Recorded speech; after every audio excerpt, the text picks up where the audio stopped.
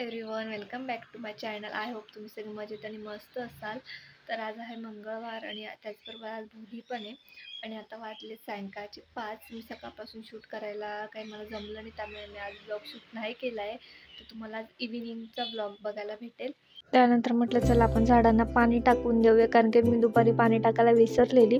त्यामुळे मी संध्याकाळी झाडांना पाणी टाकलं आणि त्या कुंड्यांमध्ये मी एक कुंडीमध्ये गुलाबाचं झाड लावले, लाल गुलाब, आणि दुसऱ्या ह्याच्यात गोकुर्णीचं आहे. आणि मी आता जस्ट मनी प्लांट पण लावला एका बॉटलमध्ये. पण असं आहे ना, मला बरेच जण बोलले की आपण त्याचं पाणी चेंज करत राहायचं, म्हणजे जेणेकरून त्याची वाढ व्यवस्थित होते. तुम्हाला व्हिडिओमध्ये दिसत असेल बऱ्यापैकी तो आता त्याची ग्रोथ झाली आहे. मी त्याला एका काचेच्या बॉटलमध्ये ठेवले. ऑलमोस्ट सावलीतच असतो, बट त्याला थोडंसं म्हणतो ना की कवळून दाखवायचं वगैरे वगैरे, तर त्यासाठी मी त्याला तिकडं ठेवलेलं. आणि मग म्हटलं चला चहा करून घेऊया. मग मस्त गरम गरम चहा केला, चहा बिस्किट खाल्ला आणि सगळ्यांना चहा पण दिला. आणि त्यानंतर इतकीची बडबड चालू झालेली. काय तुझ्याकडे कुठे?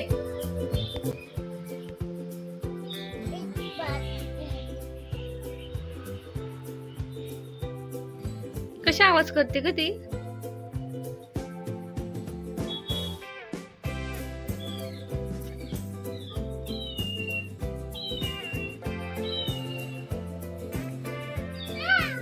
कशी कशी आवाज करते?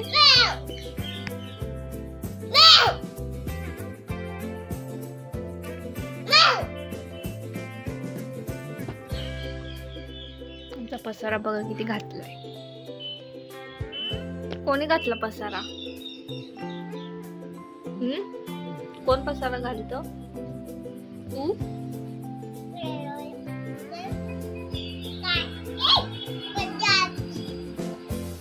चालली मार्केटमध्ये, तर मला भाजी वगैरे पण आणायचं आहे. सो ते घेऊन येते, मग तुम्हाला भेटते. तुम्ही बघा व्हिडिओमध्ये आम्ही कुठे कुठे जातो.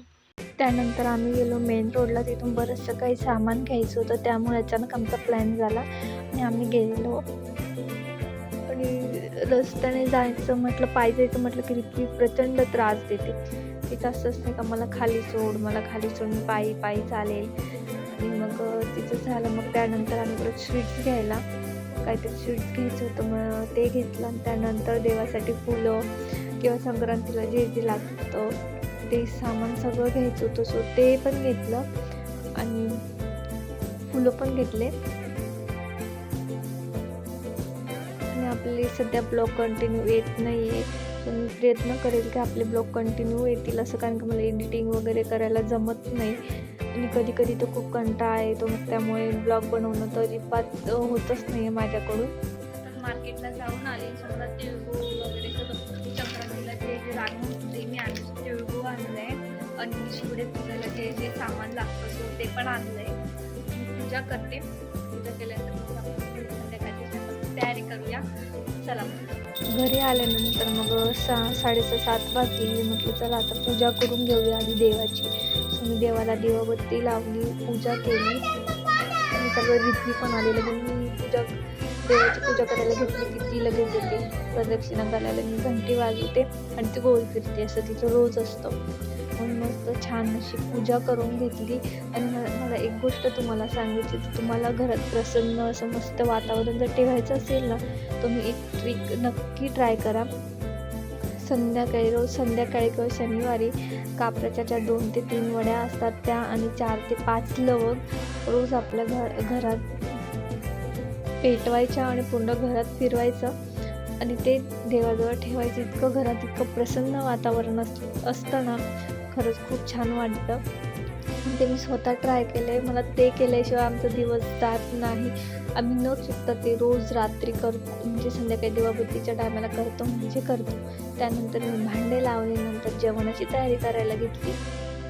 आणि रित्वीसाठी आज मुगाची डाळीची खिचडी आणि मिक्स भाजी करतात ना ती आपल्या भोगीला, तर ती केलेली.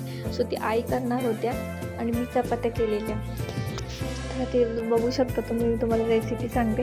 त्याच्यात तेल टाकलं आणि बारीक चिरलेला कांदा, कढीपत्ता, जिरं हे सगळं आपल्याला ब्राऊन होईपर्यंत व्यवस्थित मस्त फ्राय करून घ्यायचं आहे.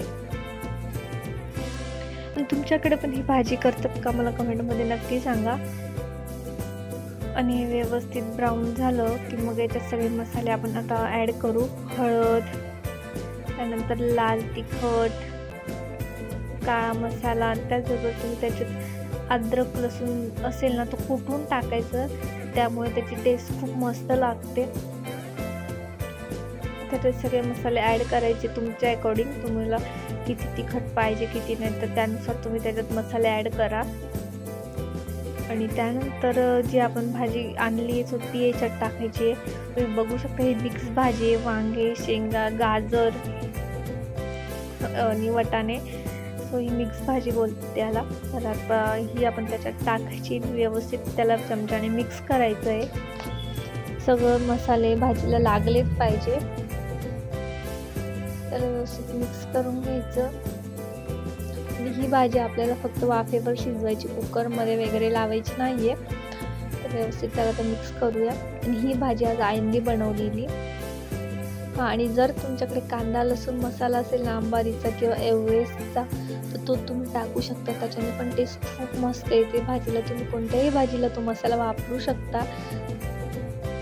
आणि मग त्याला आपण भाजी व्यवस्थित मिक्स करूया परत एकदा.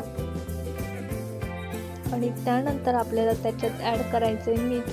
तुम्ही मीठ तुमच्या चवीनुसार त्याच्यात ॲड करा. जास्त खारटही नको, जास्त कमीही नको, सो तुम्ही तुमच्या अकॉर्डिंग ते मीठ त्याच्यात ॲड करू शकता. परत आपण एकदा त्याला व्यवस्थित मिक्स करून घेऊया.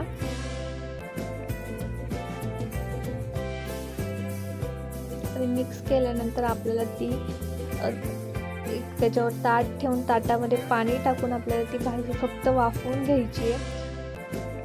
आणि एक गोष्ट, त्याच्यात तुम्हाला तीळही टाकायची, कारण की तीळशिवाय ती भाजी अपूर्ण आहे. सो त्याच्यात तीळ टाकायची. आणि त्यानंतर मला शेंगदाण्याचं कूट पण लागणार होतं भाजीसाठी, त्यामुळे मी ते पण भाजून घेतले. चला मग आपण आजचा व्हिडिओ इथेच एंड करूया. तुम्हाला आजचा व्हिडिओ कसा वाटला मला कमेंटमध्ये नक्की सांगा. आवडला असेल तर लाईक शेअर सबस्क्राईब करायला विसरू